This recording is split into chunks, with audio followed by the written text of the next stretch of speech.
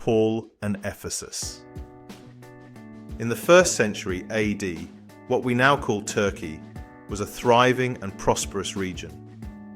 As a stable province of the Roman Empire, it enjoyed peace and security, far from the turmoil seen in places like Palestine and Gaul. Agriculture, industry, and commerce flourished under Roman protection, making travel relatively safe, although still costly. At the heart of this region was Ephesus, the crown jewel of Asia's 7 urban centres. Through its bustling port flowed goods from China and inland Asia Minor, destined for Italy. The city was a marvel, with wide avenues, grand public buildings, and opulent homes that dazzled visitors.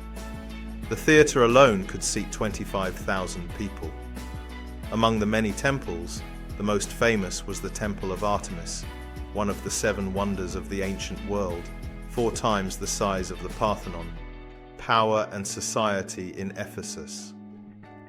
Ephesus was governed by a city council of 100 aristocrats, who also owned most of the surrounding land and industries, making them incredibly wealthy.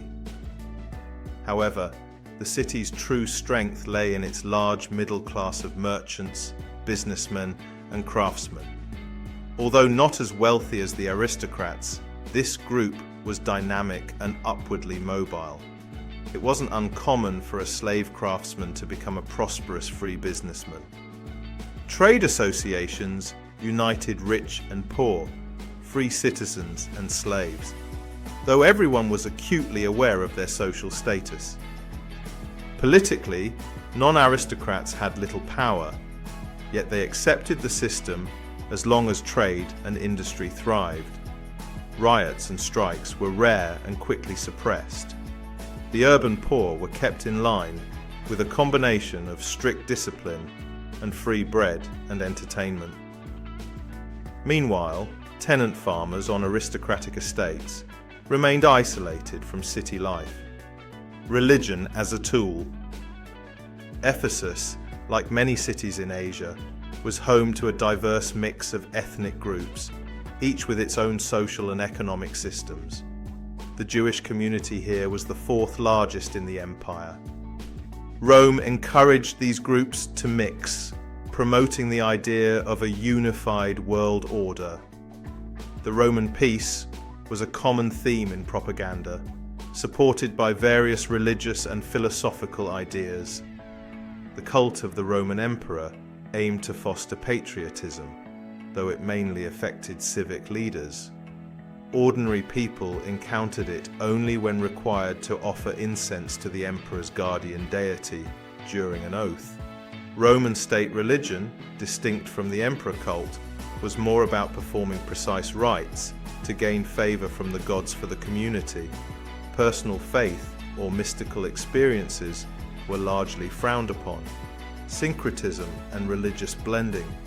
Romans were open to adopting religious practices from the cultures they conquered, especially those that seemed Greek.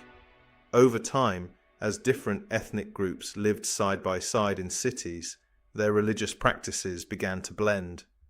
The Greeks, for instance, identified the Asian fertility goddess with their own Artemis, and the Romans saw her as Diana. This blending, or syncretism, led to a fusion of religious practices and deities. Ephesus had temples dedicated to gods from various cultures: Greek, Roman, Egyptian, Asian, and Persian. Each temple had its priests, ready to explain the myths and accept sacrifices.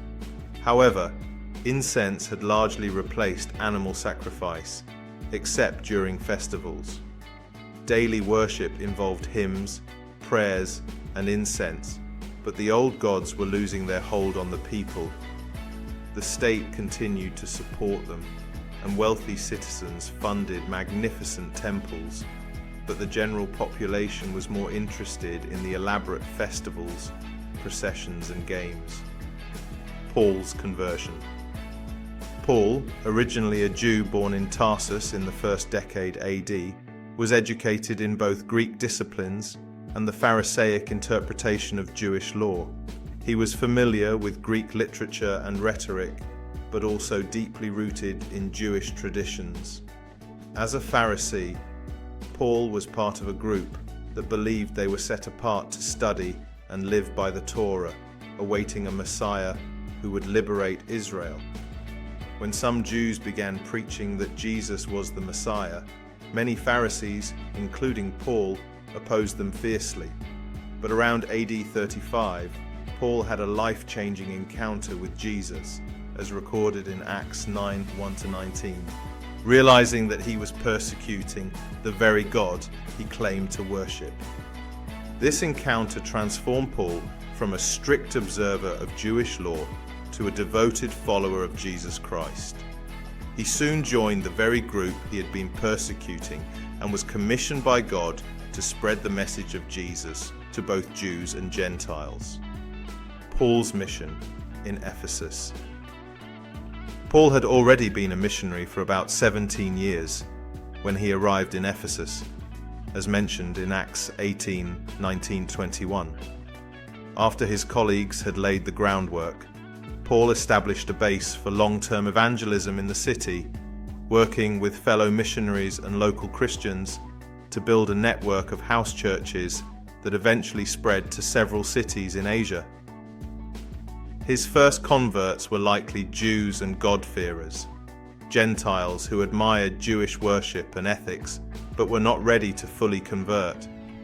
Most of these new Christians were middle-class individuals seeking truth and security rather than a radical lifestyle change. In those days, if the head of a household converted, the entire household often followed, forming the early Christian communities that met in homes. Paul spent 2.5 years in Ephesus, making converts and training leaders. While in the city, he wrote letters to other church communities he had founded, addressing disputes and providing guidance. Paul's letter to Ephesus. After leaving Ephesus, Paul focused on unifying the churches he had established. However, a trip to Jerusalem led to his imprisonment, first there and then in Rome, as described in Acts 21, 27, 28, 31.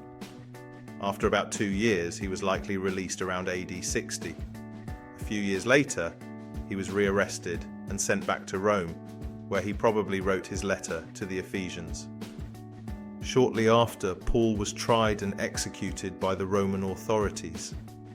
Some early manuscripts of this letter do not include the words "in Ephesus," leading many scholars to believe it was meant to be circulated among several churches in Asia. Others think it was addressed to the Gentile Christians in Ephesus who had become believers after Paul left. Either way, Paul wrote as if he had never met his readers, offering them timeless wisdom and guidance.